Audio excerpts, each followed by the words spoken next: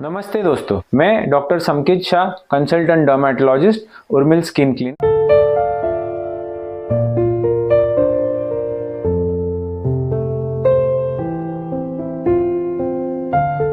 आज हम बात करेंगे हेयर लॉस और मिनॉक्सिडिल के बारे में।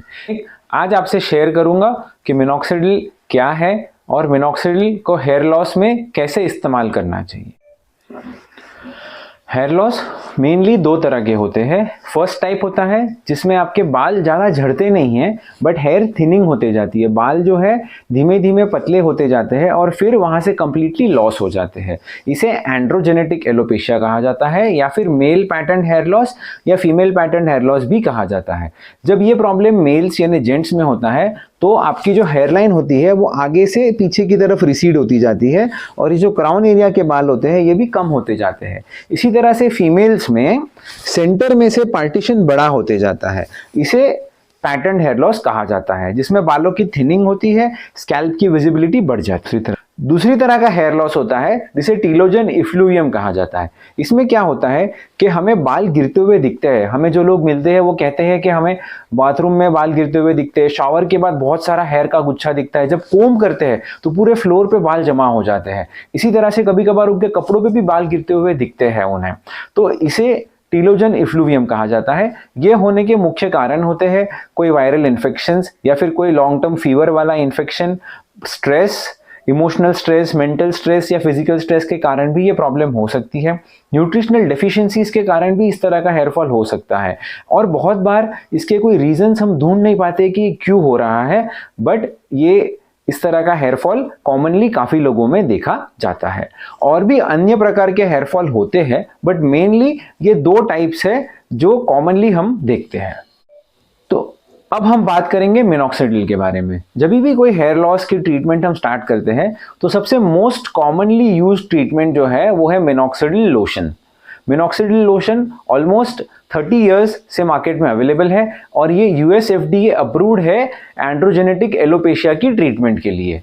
मिनॉक्सिडिल कैसे काम करता है? मिनॉक्सिडिल क्या करता है, जब हम मिनॉक्सिडिल को स्कैल्प पे लगाते हैं तो जो हमारे हेयर फॉलिकल का ब्लड सप्लाई होता है वहाँ पे जो ब्लड वेसल्स होते हैं उनको डायलेट करता है। ब्लड वेसल्स डायलेट होने की वजह से वहाँ पे ब्लड की सप्लाई बढ़ जाती है और ब्लड की सप्लाई बढ़ने की वजह से जो हेयर का ग्रोथ फेज जिसे हम एनाजेन कहते हैं वो लंबा हो जाता है। साथ ही साथ over a long term usages बाल की थिकनेस, बाल की डेंसिटी बढ़ने लगती है। इस तरह से मेनली मिनॉक्सिडिल वर्क करता है। तो अब ये मिनॉक्सिडिल किस तरह से मार्केट में अवेलेबल है? मिनॉक्सिडिल लोशन फॉर्मुलेशन में अवेलेबल है, फोम फॉर्मुलेशन में अवेलेबल है, जेल फॉर्मुलेशन में अवेलेबल है और कुछ कंपनीज ने इसे ऑयल फॉर्मुलेशन में भी लॉन्च किया हुआ है। But most commonly used formulation जो है वो है लोशन। अब मिनॉक्सिडिल जो आता है वो alcohol and propylene glycol base में आता है। ये दो चीजें जो है अल्कोहल एंड प्रोपिलीन ग्लाइकॉल, ये मिनॉक्सिडिल के पेनिट्रेशन को एनहांस करने में हेल्प करती है। तो इस तरह से मिनॉक्सिडिल को अलग अलग फॉर्मुलेशंस में अवेलेबिलिटी दी गई है। अब इतने सारे फॉर्मुलेशंस क्यों बनाए गए हैं? बहुत बार क्या होता है कि जो अल्कोहल बेस्ड फॉर्मुलेशन होता है उसे लगाने के बाद किसी किसी को इरिटेशन होता है या टॉलरेट नहीं कर पाते हैं वो, तो उन केसेस में फोम फॉर्मुलेशन या जेल फॉर्मुलेशन यूज किया जा सकता है। जब हम फोम फॉर्मुलेशन यूज करते हैं तो हमें कुछ चीजें ध्यान में रखनी चाहिए। जो फोम होता है वो थर्मोलेबाइल होता है, तो अगर आपके हाथ ठंडे हैं या गर्म है तो उससे वो फोम का जो एफिकेसी है वो कम हो सकता है। तो आप जब भी फोम को अपने हाथों में लेके लगाते हैं तो पहले देखना है कि आपके हाथ नॉर्मल टेम्परेचर पे आ जाए। और फिर ही वो आपको बताया मिनॉक्सिडिल लोशन फॉर्मुलेशन में मोस्ट कॉमनली अवेलेबल होता है। तो ये जो इसकी बॉटल होती है उसके साथ ड्रॉपर और स्प्रे दोनों आते हैं।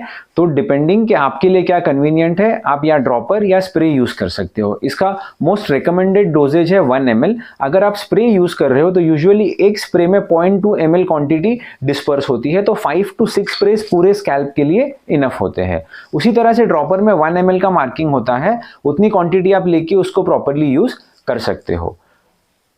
अब बहुत बार क्या होता है कि बहुत लोग जो अल्कोहल फॉर्मुलेशन है उसको एक्सेप्ट नहीं कर पाते हैं क्योंकि उससे कभी कभार ड्राइनेस आ जाती है स्कैल्प में या इचिंग आ जाती है। तो आजकल नॉन अल्कोहल फॉर्मुलेशन भी अवेलेबल हो गए हैं जिससे पेशेंट्स मिनॉक्सिडिल अच्छी तरह से यूज कर सकते हैं। अगर किसी को लोशन बेस्ड मिनॉक्सिडिल से भी इरिटेशन हो रही है तो सीटोसोमल डिलीवरी मैकेनिज्म्स वाले मिनॉक्सिडिल भी आजकल मार्केट में आ गए हैं, जो मिनॉक्सिडिल का पेनिट्रेशन एनहांस करने में हेल्प करते हैं। तो इस तरह से बहुत wide variety of formulations available है। तो आप कौन सा फॉर्मुलेशन यूज कर सकते हो, कौन सा फॉर्मुलेशन आपने यूज करना चाहिए, ये आपके डर्मेटोलॉजिस्ट से आप डिस्कस करके उनकी रिकमेंडेशन के हिसाब से आप कंटिन्यू कर सकते हो। अब हम बात करेंगे कि मिनॉक्सिडिल लगाना कैसे चाहिए। तो जब मैंने आपको बताया कि आपको 1 ml क्वांटिटी यूज करनी होती है, तो कौन सा एरिया है जहां पे आपको मिनॉक्सिडिल लगाना है। मेनली जो हमारे स्कैल्प का एरिया होता है, ये फ्रंट हेयरलाइन से लेके ये क्राउन तक का इतना एरिया हमें कवर करना होता है, बिकॉज ये एरिया हेयर लॉस के लिए प्रोन होता है। तो जब भी आप ड्रॉपर से लेते हो तो आपको क्या करना है, पहले आपके हेयर्स जो है वो पार्ट करने हैं, नीचे की स्किन वो थोड़ी विजिबल होनी चाहिए। फिर आप एक ड्रॉप वहां पे डालिए, 2 उंगली से हल्के हाथ से इस तरह से रब कर दीजिए। मसाज या चंपी करने की जरूरत नहीं है। इसमें डिवाइड कर सकते हो, पहले राइट एंड लेफ्ट, फिर ये फ्रंट, मिडिल और सेंटर। पहले ये एरिया में 2 ड्रॉप डालिए, फिर यहाँ पे, फिर यहाँ पे, इस तरह से पूरा स्कैल्प आप कवर कर सकते हो। नॉर्मली लोगों के क्वेश्चंस ये होते हैं कि मिनॉक्सिडिल कितनी बार लगाना चाहिए। कॉमन रिकमेंडेशन ये है कि आप अगर 2 बार लगा सकते हो तो बहुत बढ़िया इफेक्ट मिलेगा। अगर किसी के शेड्यूल की वजह से 2 बार लगाना पॉसिबल नहीं है तो मिनिमम 1 a डे तो लगाना ही चाहिए। अब बहुत लोग ये पूछते हैं कि मिनॉक्सिडिल लगाने के बाद इमीडिएटली हेयर वॉश कर सकते हैं। नहीं, मिनॉक्सिडिल का 40 to 50% एब्जॉर्प्शन 2 घंटे में होता है और 4 घंटे में 75 to 80% एब्जॉर्प्शन होता है। तो ये कॉमन रिकमेंडेशन है कि मिनॉक्सिडिल लगाने के बाद मिनिमम 4 आवर्स तक आप कोई और ऑयल भी नहीं लगा सकते हो या आपको हेयर वॉश भी नहीं करना चाहिए।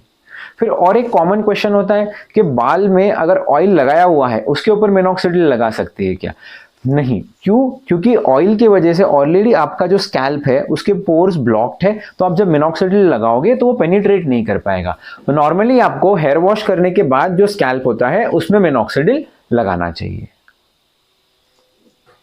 अब मिनॉक्सिडिल लगाने के बाद क्या होता है? बहुत बार ऐसा देखा जाता है कि मिनॉक्सिडिल लगाने के बाद 15-20 दिन के अंदर थोड़ा हेयरफॉल बढ़ जाता है। ये क्यों बढ़ता है? बिकॉज मिनॉक्सिडिल क्या करता है, जो आपके हेयर्स है जो रेस्टिंग फेज में है उनको ग्रोथ फेज में कन्वर्ट करने की कोशिश करता है। तो इसके वजह से जो हेयर्स ऑलरेडी रेस्ट कर रहे थे वो फॉल हो जाते हैं और नीचे से नया ग्रोथ स्टार्ट होता है जो ग्रोइंग फेज में रहेगा। इस वजह से शुरुआत में ऐसा लग सकता है कि हेयरफॉल थोड़ा बढ़ गया है, बट वो वापस कंट्रोल में आने लगता है।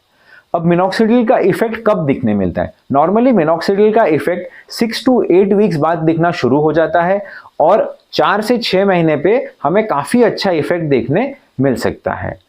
अब अगला क्वेश्चन ये होता है कि अगर हम मिनॉक्सिडिल लगाना बंद कर देंगे तो क्या होगा?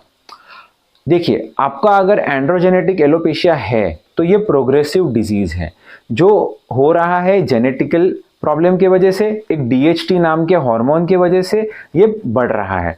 अब मिनॉक्सिडिल जो है ये DHT को कुछ नहीं कर सकता। मिनॉक्सिडिल जो है ये अपने अलग मैकेनिज्म की वजह से आपके हेयर्स को प्रोटेक्ट कर रहा है। तो अगर आप मिनॉक्सिडिल लगाना बंद करते हो तो वापस जो हार्मोनल इफेक्ट आपके हेयर पे हो रहा था वो कंटिन्यू हो जाएगा और आपका हेयर लॉस शुरू हो जाएगा। तो मिनॉक्सिडिल आपको तब तक लगाते रहना है जब तक आपको बाल चाहिए। और मिनॉक्सिडिल लॉन्ग टर्म यूज करने से कोई मेजर इश्यूज नहीं आते हैं। आपको मिनॉक्सिडिल सिर्फ स्कैल्प पे लगाना है और ये रेगुलर बेसिस पे कंटिन्यू रखना। मिनॉक्सिडिल लगाने से कॉमनली क्या साइड इफेक्ट्स हो सकते हैं? जो मोस्ट कॉमन साइड इफेक्ट्स होते हैं वो होता है थोड़ा स्कैल्प में ड्राइनेस आना, थोड़ा इरिटेशन आना, जो बहुत बार हम देखते हैं 10-15 डेज के यूज के बाद आपका स्कैल्प उससे एडजस्ट हो जाता है। और अगर एडजस्ट नहीं होता है तो आजकल जैसे मैंने आपको बताया नॉन अल्कोहलिक फॉर्मुलेशंस भी अवेलेबल है। जो मोस्ट ड्रेडेड या जो सबसे भयजनक साइड इफेक्ट है वो है कि अनचाहे एरियाज पे बाल आना, और ये कॉमनली फीमेल्स में देखा जाता है। अगर आप मिनॉक्सिडिल लगाने के बाद आपका हेयर प्रॉपरली वॉश नहीं करते हो और वो लोशन आपके गाल पे या दूसरे एरिया पे लग जाता है तो वहां पे हेयर ग्रोथ आ सकता है। बहुत बार हम देखते हैं कि जो लोग मिनॉक्सिडिल लगाते हैं उनके हाथों पे हेयर ग्रोथ बढ़ जाता है बिकॉज वो हेयर वॉश नहीं करते। सो ये ध्यान रखना है कि मिनॉक्सिडिल लगाने के बाद प्रॉपरली हैंड वॉश कर लीजिए। दूसरी चीज कि जब आप मिनॉक्सिडिल लगा के इमीडिएटली सो जाते हो और अगर वो लोशन ट्रिकल होके आपके पिलो कवर पे आ जाता है और फिर आपके फेस पे लगता है तो भी हेयर ग्रोथ फेस पे बढ़ सकता है। ट्राई कीजिए कि सोने के एटलीस्ट आधे घंटे या 1 घंटे पहले आप लोशन लगाएं ताकि आपके सोने के टाइम तक वो प्रॉपरली ड्राई। तो दोस्तों, मैं आशा करता हूं कि आपको ये आज के वीडियो से काफी नॉलेज और काफ़ी फ़ायदा हुआ होगा।